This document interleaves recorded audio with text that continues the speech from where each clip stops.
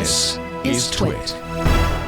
Let's see. Oh, there's so many things going on. E3 has been canceled. Boy, at the last minute. Holy cow. They had planned an in-person event after having no event in 2020 due to COVID-19, a digital-only event in 2021.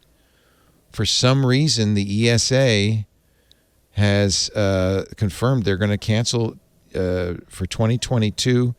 We are looking forward to presenting E3 to fans around the world live from Los Angeles in 2023.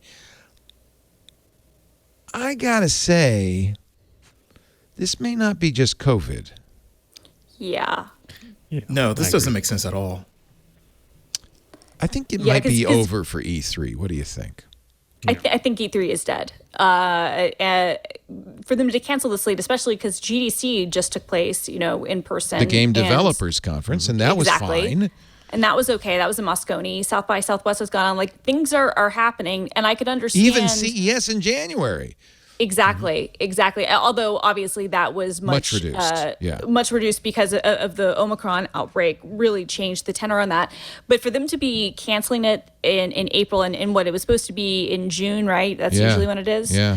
To me, that means they didn't have enough vendors. Like, they didn't have enough booths sold. Is the only thing I can think of on that, is that they had something where they had to get out of their commitment. I don't know. I understand in other areas of the world, COVID is raging, and, the BA2 variant is a cause for concern, obviously. But that's all been baked into everything for 6 months. Right. Mask mandates are being lifted everywhere. It's weird. I feel weird, but we're going to restaurants, we're going to concerts, we're going out, everybody's out. I don't see masks anymore. I have to say, COVID is just an excuse on this one. And to say, we'll see you in 2023 is a Hail Mary. I just don't see it. I wonder at this point, are they trying to cash in on some sort of insurance? I mean, like, what is... Because there are deadlines to when you have to cancel an event in the proximity of something to be able to this might have been the last chance, and so, huh? You think? Yeah. Mm-hmm. Yeah, I mean, it kind of reminds me of back in the day with Macworld Expo, which kind of over time lost its relevance. You just knew more it was and more. going, yeah. Well, and it's hard to imagine quite who is E3's audience. It's competing against a lot of other different conferences that draw people in for different things, like PAX, the various PAX is still huge as far as I can tell. Yeah, I mean, so I think they struggled, right? Because it was not, for a long time, E3 was only sort of industry, right? Wasn't it? It wasn't really open to the public. So I think they kind of walled themselves off so long that by the time they're like, oh no, the industry is not enough to keep us afloat.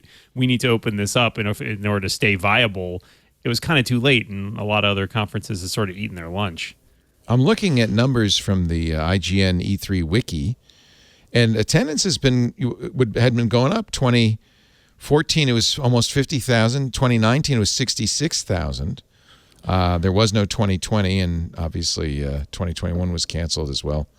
But even though attendance is going up, you've lost some of your big tentpoles, right? Like Sony pulls out, Nintendo's not there. Microsoft shows up intermittently. Various studios are there. So similar to what Dan was talking about with Macworld, right? Like, Macworld was kind of on its last legs, basically as soon as Apple announced, and what was it? I think it was 2009 that was going to be their last year. And at that point, like, it carried on for another couple of years, but I mean, that was the anchor, and at this point, the anchors are not really there for E3. In addition to the fact that there are the direct to consumer shows that are around and the direct to developer shows. So yeah, well, and kind of like Apple, it's like they can go, the big companies, your Microsofts, your Sonys, and Nintendos can go direct to the consumer. Exactly. Right? They don't need a trade show to show off their latest games or their latest consoles. People are going to show up to hear them no matter what. So they don't need E3 anymore. And like Christina said, if you don't have them holding down your